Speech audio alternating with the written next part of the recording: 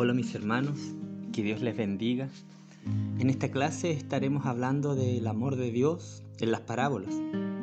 Algunas de estas historias que demuestran el inmenso amor de Dios. Este mensaje lo saqué de un estudio de un pastor muy conocido, John MacArthur, y déjeme decirle que tocó mi corazón. Empecemos. El amor de Dios en las parábolas. El hijo pródigo. A todos nos gustan estas historias, esto que hablaba y contaba Jesús. Estas parábolas son hermosas y tienen una profundidad de enseñanza, una riqueza de sabiduría que al meditar en ellas nos hacen pensar y reflexionar. Y hoy veremos una de las parábolas más conocidas de la palabra de Dios, una de las más hermosas también desde mi punto de vista de la Biblia, y tal vez una de las parábolas favoritas de la gran mayoría de los cristianos. Una historia de Jesús que pasa por distintas emociones, de la tristeza a la felicidad, ¿cierto? De la angustia de un papá, de un padre por su hijo, de un joven que tenía todo al lado de su padre y llegó a desear al punto de desear comer lo que comían los cerdos, del orgullo y las malas decisiones, a un arrepentimiento genuino, de la decepción a la reconciliación también. Esta parábola es la del hijo pródigo y está en el libro de Lucas, capítulo 15, versículos del 11 al 32. Una historia muy hermosa que muestra cómo podemos alcanzar la gracia del Padre y que también nos enseña el ejemplo de un arrepentimiento genuino, total y sincero de parte del hijo menor. Y un hermano mayor que ilustra la maldad de los fariseos con sus prejuicios e indiferencia hacia los pecadores que se arrepentían, así como creerse justos por sus propios méritos. Vemos en esta historia que el Señor encuentra su gozo en el arrepentimiento de pecadores, cosa que estos religiosos de aquella época no sabían e ignoraban totalmente. En esta historia, el hijo pródigo representa al pecador, y este es el peor de los pecadores que Jesús podría haber inventado. Un pecador terrible, pero es reconciliado. El Padre que busca la reconciliación es nuestro Señor Jesucristo, quien recibe al pecador más extremo y sucio. El hermano mayor que se enoja en la historia son los fariseos y los escribas, estos religiosos hipócritas y legalistas que están buscando ganarse el cielo por medio de las obras. Estos religiosos que creen que no hay lugar para la gracia, pero esto no es así. Este es el Evangelio de Jesucristo, el Evangelio de la gracia. Lo primero que veremos es el arrepentimiento, enfrentando esa agonía de saber que estás perdido, que no tienes salida, de saber que estás en una bancarrota espiritual, totalmente desvalido, muerto en tus delitos y pecados. En el primer siglo, esta representación de este hijo pecador representa al peor pecador, como dije anteriormente. Este hijo se acerca a su padre y pide todo lo que le corresponde de su herencia. Esto incluye dinero, animales y tierras, bienes materiales. Jesús cuenta esta historia a los religiosos de la época, y para estos, este pecador era lo peor. El versículo 13 dice: no muchos días después, juntándolo todo, el hijo menor se fue lejos a una provincia apartada. Lo más probable que vendió todo a un precio muy bajo, tierras, animales, bienes, ya que como dice la Biblia, fue en muy pocos días. Vemos que él abarata también aquí en esto el honor de su padre, que tal vez de generaciones fue traspasándose de padres a hijos todos estos bienes. Este joven, al llegar a esa provincia apartada, dice el versículo 13, que desperdició sus bienes viviendo perdidamente. También dice el versículo 30 que sus bienes los gastó con prostitutas. Aquí Jesús pinta un retrato de lo peor, hermano. Este hijo menor planeó todo esto, pero ocurrió algo que él no pudo controlar. Un hambre terrible en aquella provincia, y él ya no tenía dinero. Entonces, ¿qué hizo? Dice el versículo 15 que se arrimó a uno de los ciudadanos de aquella tierra, el cual lo envió a su hacienda para que apacentase cerdos. Esta era la peor clase de degradación imaginable para los judíos, quienes consideraban a los cerdos como los animales impuros. Tenía tanta hambre que el versículo 16 dice que deseaba llenar su vientre con algarrobas que comían los cerdos. Aunque estas algarrobas se utilizaban para alimentar cerdos, no eran aptas para el consumo humano. En otras palabras, la única razón por la que no comía esto era porque no podía hacerlo. Era imposible poder digerir algo así. Hermanos, había terminado como un cerdo y ni siquiera podía comer lo que los cerdos comen. Entonces, este joven, en medio de su desesperación, cuando no tiene dónde acudir, sin alimento, sin esperanza, sin vida por delante, desesperado, al borde de la muerte, vuelve en sí.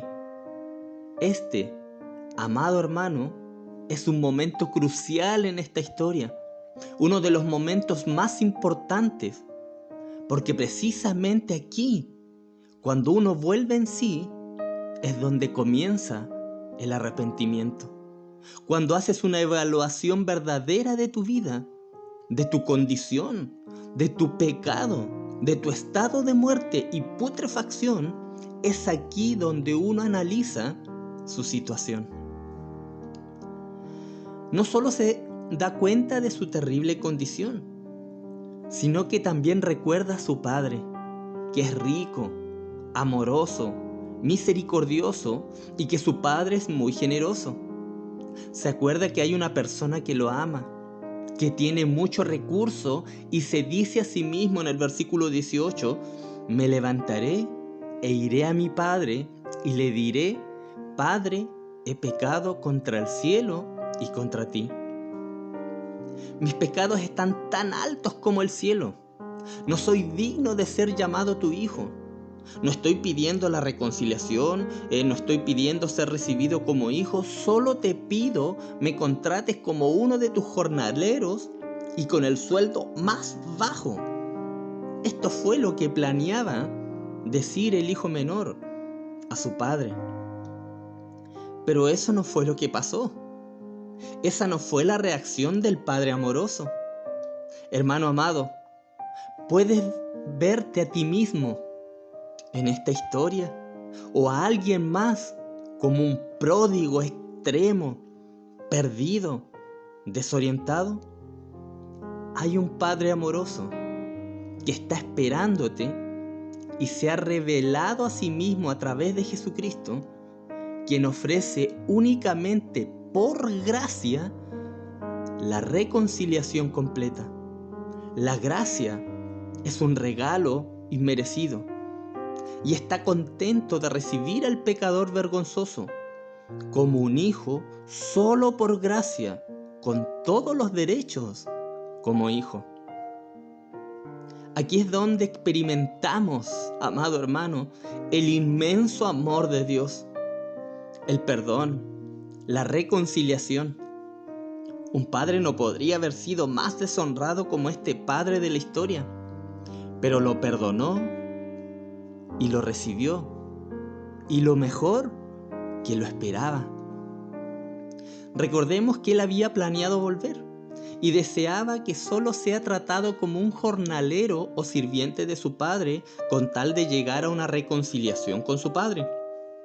El versículo 20 dice que levantándose vino a su padre y cuando aún estaba lejos lo vio su padre y fue movido a misericordia y corrió y se echó sobre su cuello y le besó.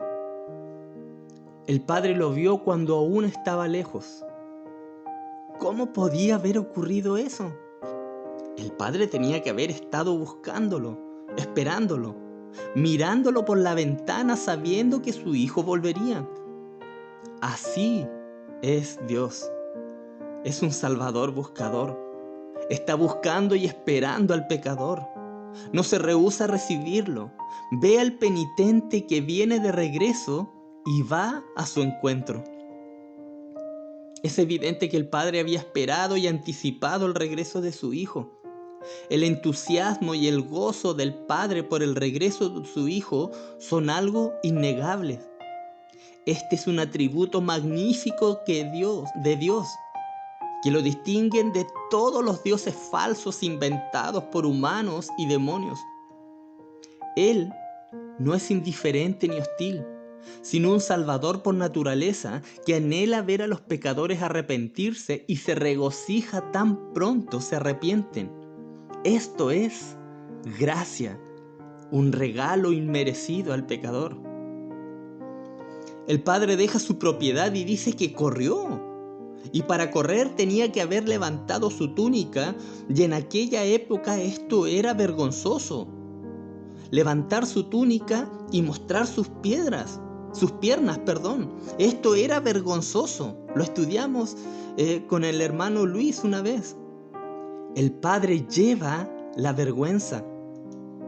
El versículo 22 dice que después de entrar con su hijo en la casa, él llama a sus siervos y dice: sacad el mejor vestido, poned un anillo en la mano y calzado en sus pies.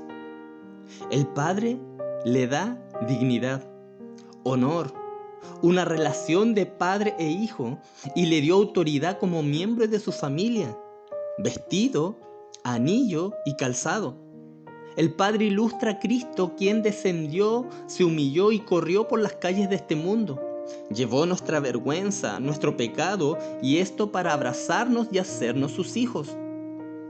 Jesús jamás se rehúsa a recibir al pecador. Celebra y recibe a todo pecador. ¿Por qué? Por su propio gozo. Dios encuentra su gozo en los pecadores arrepentidos, en usted, en mí. Mas Dios muestra su amor para con nosotros en que siendo aún pecadores, Cristo murió por nosotros. Romanos 5:8. Fuimos pródigos, amado hermano, extremos. Éramos pecadores vergonzosos. No merecíamos perdón, pero nuestro Padre Celestial, a través de su gracia maravillosa, nos perdonó, nos lavó, nos vistió, nos apartó, nos dio dignidad, nos puso un anillo en nuestro dedo, nos dio una herencia, nos dio vida eterna, nos da su amor, nos da esperanza, corrió a nosotros, se humilló, cargó nuestra vergüenza, llevó nuestro pecado, nos salvó. Eso es amor. Ese es el amor de Dios. Tu arrepentimiento, un pecador que se arrepiente, esto trae gozo al Señor. Lo más sobresaliente en el cielo es cuando un pecador se arrepiente. Hay fiesta, hay gozo en ese momento, solo porque Dios se goza por esto y porque te ama demasiado. Que Dios te bendiga, amado hermano. Un fuerte abrazo.